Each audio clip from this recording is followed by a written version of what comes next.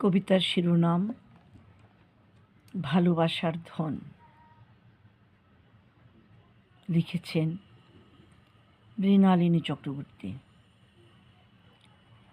আমি সকাল হলে মাঠে হাঁটে, ওই পাহাড়ে জলের ঘাটে, শস্য ফুলে দলের মাঝে, সোনার ক্ষেতে সকাল সাঝে, নদীর কূলে বনবাদারে, যখন মন ছুটে যায় ওই যে দূরে, কখন কিষাণ হয়ে বাঁশির সুরে পাখির ডাকে কুয়াশা ভরে, ফুল বনে ওই ফুলমালি হয়ে এসবের মাঝে দিন যায় যে বয়ে, ঘরে বাইরে সাজাই কাজের তরি, ভালোবাসার অঞ্জলি ভরি।